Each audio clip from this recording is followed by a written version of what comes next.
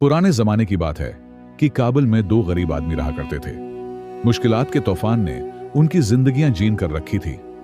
गुर्बत इस कदर ज्यादा थी कि सारा सारा दिन काबुल की गलियों और बाजारों में घूमते रहते। कोई ना कोई खुदा का बंदा उन्हें खाना खुला देता, जिससे कम उनका पेट भर जाता। एक दिन वो यूं ही गलियों में घूम फिर रहे थे कि वो आपस में बात करने लगे। एक ने कहा कि उस शहर में हमारे लिए अब कुछ भी नहीं बचा। यहां हमारे लिए किस्मत के दरवाजे बंद हो चुके हैं। हमें गजनी चले जाना चाहिए। वहां सुल्तान महमूद गजनवी की हुकूमत है।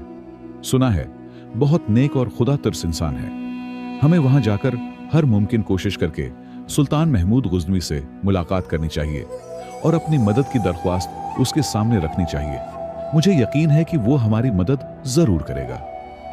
उसके साथी ने कहा, तुम्हारा मशूरा बहुत अच्छा है। हमें गजनी के सफर के लिए सुबह सवेरे निकल जाना चाहिए। चुनांचे अगले दिन दोनों सफर पर निकल पड़े। जंगलों और सहराओं को उबूर करते करते वो एक मैदानी इलाके में पहुंचे। रास्ते में उन्हें एक और शख्स मिल गया था। वो भी गरीब लेकिन बहुत नेक था। उसने उन दोनों से पूछा, भाइयों, तुम मुझे बताओगे कि कौन सी ऐसी ख्वाहिश है जिसने तुम्हें सफर करने पर मजबूर कर दिया, और तुम किसके महल से अपनी आरजू करने जा रहे हो? काबिल के दोनों आदमियों ने कहा कि भाई, हमारी किस्मत का सितारा बज चुका है। हमने काबिल में अपनी किस्मत का दरवाजा ढूंढा, मगर अफसोस हमने सिर्फ वक्त ही बर्बाद किया। इसी वजह से हमने गजनी शहर का रख किया। सुल्तान महमूद गजनी के पास जा रहे हैं। सुना है उनके महल के दरवाजे जरूरतमंदों के लिए हमेशा खुले रहते हैं और वो किसी को खाली हाथ वापस नहीं भेजते। ये बताने के बाद काबिल के दोनों आदमियों ने उस नेक आदमी से पूछा कि भाई, तुम किस मकसद से सफर पर निकले हुए? उस नेक शख्स ने जवाब दिया, मैं एक अमीर शख्स था। अब मेरे अपने मुल्क में कोई जायदाद और माल व दौलत नहीं है। मेरे अच्छे दिन तमाम हो गए। अच्छे दिनों की तलाश में सफर पर निकला।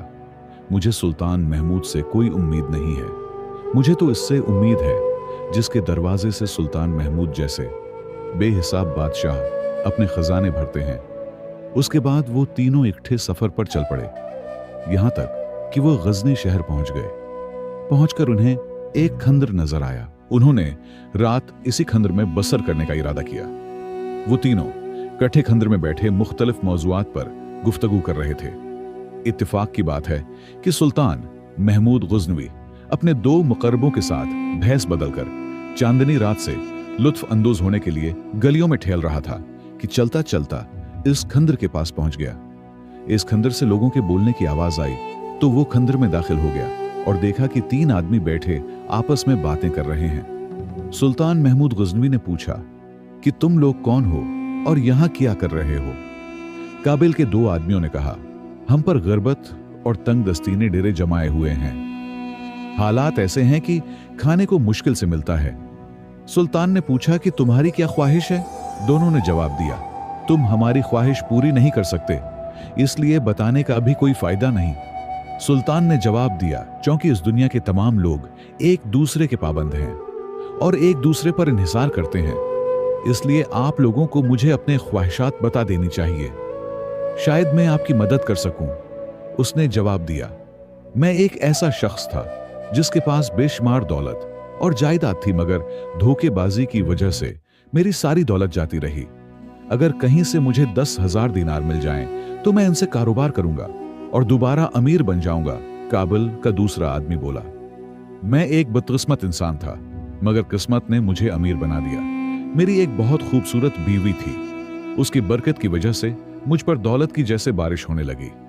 मेरा एक आलीशान महल था, मगर एक दिन ऐसा हुआ कि मेरी बीवी की तबीयत अचानक से खराब हो गई और उसी दिन वो दम तोड़ गई। उसके बाद किस्मत ने ऐसा पलटा खाया कि मैं इस हाल को पहुंच गया कि अब खाने के भी पैसे नहीं। मैं सुल्तान महमूद गजनवी के शहर में इस उम्मीद से आया हूं कि शायद सुल्तान मुझे अपने महल की कोई खूबसूरत कनेज दे दे, जिससे मैं शादी कर लूं। हो सकता है मेरी किस्मत दोबारा जाग जाए। सबकी नजरें इस तीसरे नेक आदमी की तरफ थी जो अभी भी खामोश बैठा हुआ था।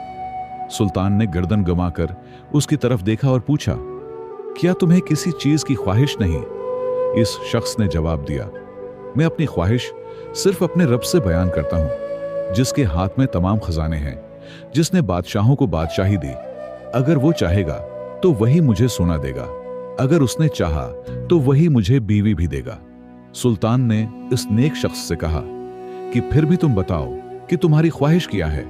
उसने सुल्तान की तरफ देखा और कहा, अगर खुदा ने तुम पर अपना फजल किया हुआ है और तुम इस फजल से अपनी ख्वाहिशात की तकमील करने के काबिल हो, तो मेरे लिए दुआ करो कि खुदा मुझ पर भी अपना फजल कर दे और मेरा हर अमल इसकी मर्जी के ताबा हो जाए।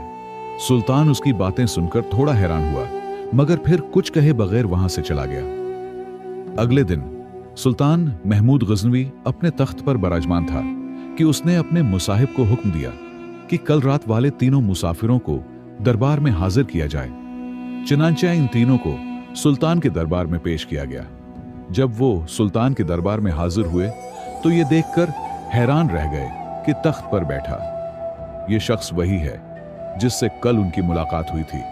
वो दिल ही दिल में खौफजदा थे कि शायद सुल्तान उन पर बड़म होगा। सुल्तान ने तीनों को बोला, अब बताओ कि तुम लोगों की क्या ख्वाहिशात हैं। काबुल के दो बाशिंदों ने अपनी अपनी वही ख्वाहिशात जाहिर कर दें जो उन्होंने कल सुल्तान को बताई थी। फिर सुल्तान ने इस अजनबी शख्स से पूछा कि बताओ तुम्हारी क्या ख्वाहिश है। वो बोला कि ऐ सुल्तान महमूद गजनवी, अगर मैं तुमसे तुम्हारी बादशाही मांगू तो क्या तुम मुझे दोगे? सुल्तान बोला, हरगिज नहीं, ये कैसे ख्वाहिश है? कोई ऐसी ख्वाहिश बताओ जो मैं पूरी कर सकूं। तुम सोना मांगोगे तो मैं सोना दूंगा, अगर तुम घर मांगोगे तो मैं भर दूंगा। अजनबी बोला, तुम मेरी ख्वाहिश पूरी करने के काबिल नहीं हो, मुझे ख्वाह मख्वाह यहां बुलाकर मेरा वक्त जाया किया। मैं तो उससे मांगता हूं जो बादशाहों को बादशाही देने वाला है। अगर मेरे रब ने देने का इरादा कर लिया है तो कोई उसे रोक नहीं सकता। सुल्तान चाहता था, मगर सुल्तान के लाख कहने के बावजूद इस अजनबी शख्स ने सुल्तान के आगे हाथ न फैलाए। आखिर थक हार कर सुल्तान ने हुक्म दिया, जिस शख्स ने औरत की ख्वाहिश की है उसे महल में मौजूद खूबसूरत कनीजों में से एक कनीज दे दी जाए, और जिसने पैसों की ख्वाहिश की है उसे सोने के सिक्कों से भरे 2 थैले दिए जाएं। सुल्तान के हुक्म की फौरी तामील की गई। उसके बाद सुल्तान ने कहा, अब तुम लोग अपने अपने वतन वापस लौट जाओ। सुल्तान के हुक्म पर वो तीनों सफर पर निकल पड़े। अभी चलते चलते वो रास्ते में ही थे कि जिस शख्स ने सोने के 2 थैले उठाए हुए थे वो थैलों के वजन की वजह से थक गया, और अब उसकी हालत ये थी कि उससे चला भी नहीं जा रहा था। उसने अपने साथ चलते हुए नेक आदमी से कहा कि भाई, मैं सोने के थैले उठाए हुए थक गया हूं, क्या तुम थोड़ी देर के लिए मेरे ये सोने के थैले उठा लोगे? इस नेक शख्स ने जवाब दिया, क्यों नहीं। ये कहकर उसने सोने के थैले उठा लिए। दूसरी तरफ सुल्तान ने अपने दरबारियों से कहा कि इस अजनबी शख्स ने मुझसे कुछ ना मांगकर मेरी तौहीन की है। उसने मुझे ऐसे ठुकरा दिया जैसे मैं कोई गरीब भिखारी हूं जो खुद दूसरों के आगे हाथ फैलाने का मोहताज होता है। हालांकि मैंने उसे बार बार कहा कि अपनी ख्वाहिश जाहिर करो। सुल्तान के दरबारियों में से ही एक दरबारी सुल्तान की बहुत खुश आमद करता था। वो झट से बोला, सुल्तान मौजम, अगर आपके पास बादशाहत और दौलत है तो वो इसी वजह से है कि अल्लाह ने उसे अता किया है कि आप मखलूक में उसे बांटे। अगर कोई आपके सामने अपनी ख्वाहिश रखने से इनकार करता है तो यह है आपकी तौहीन है, और उसकी कम इज कम सजा मौत होनी चाहिए। सुल्तान अपने वजीर की बात सुनकर जज्बाती हो गया और फौरन जलाद को बुलवाया और इन तीनों के पीछे जाने का हुक्म दिया और कहा, तीनों आदमियों में से जिसके पास लड़की और सोना है उसे छोड़ दे, और जो खाली हाथ है उसका सर काटकर मेरे पास लाओ इत्तेफाक से। इस वक्त सोने के थैले इस नेक शख्स ने उठाए हुए थे, और जो हकीकत में सोने का मालिक था उसके पास कुछ नहीं था और वो खाली हाथ था। जलाद उसके पास आया और तलवार के एक ही वार से इसकी गर्दन काट डाली। काबुल के शख्स ने जब अपने साथी की हालत देखी तो थर थर कांपने लगा।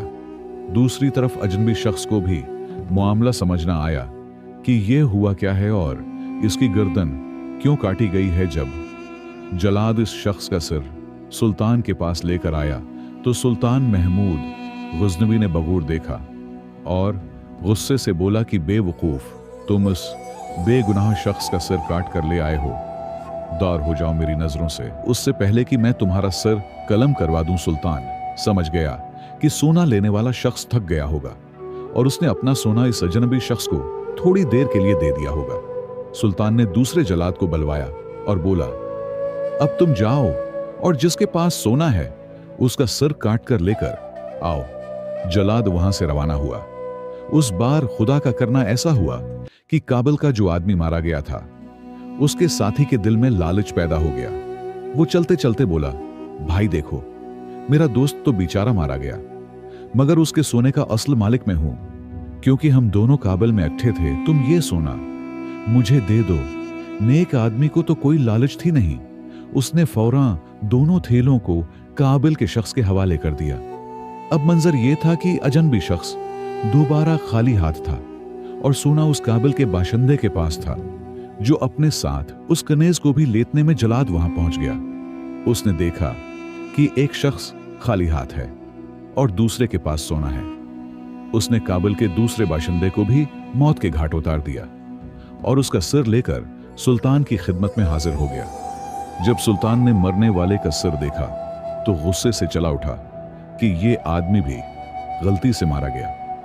सुल्तान ने कुछ देर के लिए गौर किया और जब वो पुरस्कुन हुआ तो उसे समझ आ गई कि खुदा का फजल इस अजनबी आदमी के लिए हिफाजत की एक दीवार है जिसने उसे किसी किस्म का नुकसान पहुंचने से रोका हुआ है, वरना एक ही वक्त में ऐसा इत्तेफाक होना समझ से बालात रहे। इस बार सुल्तान ने अपने मुसाहिब को भेजा और कहा कि बाइज्जत तरीके से उस आदमी को लड़की और सोने समेत मेरे पास ले आओ। मुसाहिब फौरा रवाना हो गया। जैसे ही वो शख्स दरबार में हाजिर हुआ तो सुल्तान अपने तख्त से उठा और मुस्कुराते हुए उसने अजनबी शख्स से पूछा कि बताओ, तुम्हारे उन दो साथियों के साथ क्या हुआ? उस नेक आदमी ने जवाब दिया, सुल्तान का अकबाल बुलंदो, जिसने सोना मांगने वाले को सोना दिया और कनीज मांगने वाले को कनीज दी, बदले में उनकी जान ही ले ली। अजनबी शख्स की यह बात सुनकर सुल्तान कांप कर रह गया और खुदा से गड़गड़ाकर माफी मांगने लगा। सुल्तान ने नम आंखों से पूछा कि ए नेक इंसान, मुझे बताओ, इस वक्त में ऐसा क्या काम कर सकता हूं जो मुझे खुदा के गजब से बचा सकता है? इस नेक आदमी ने जवाब दिया, तुम्हें सबसे पहले सच्चे दिल से अल्लाह से माफी तलब करनी है। दूसरा काम तुम्हें यह करना चाहिए कि कुछ रकम तुम काबल में इन दो बेगुनाह मारे जाने वालों के घर वालों को भेजो ताकि कम वो अपनी जिंदगी आसानी से गुजार सकें। सुल्तान ने ऐसा ही किया। सुल्तान ने कहा, मैं आपसे इल्तिजा करता हूं कि आप मुझे अपनी सिर्फ एक ख्वाहिश बताएं, मुझे उसे पूरा करके खुशी मिलेगी। इस नेक आदमी ने देखा कि अब सुल्तान पुशीमान हो चुका है, इसलिए उसने कहा कि मैं एक बनकर का कारोबार करता था कि मुझे दौलत की कोई कमी नहीं थी। अगर मुझे आप एक छोटी सी दुकान खोल दे तो मैं खुदा के फजल से अपना कारोबार चला लूंगा और फिर आपके पैसे लौटा दूंगा। सुल्तान ने फौरन हुक्म दे दिया। उसके बाद सुल्तान ने कहा कि ए नेक इंसान, मेरी आपसे 3 गुजारिशात हैं। इस नेक आदमी ने कहा, जी बोले। सुल्तान बोला, पहली ये कि जो कुछ मैंने आपके साथ किया आप मुझे उस पर माफ कर दें। दूसरी गुजारिश ये है कि आप मेरे लिए दुआ करें कि जो लोग बेगुनाह मर गए खुदा मुझे उनकी तरफ से माफ कर दे। तीसरी गुजारिश ये है कि हर जुमा के रोज आप मेरे पास आया करें ताकि मैं आपकी सोहबत से कुछ सीख सकूं।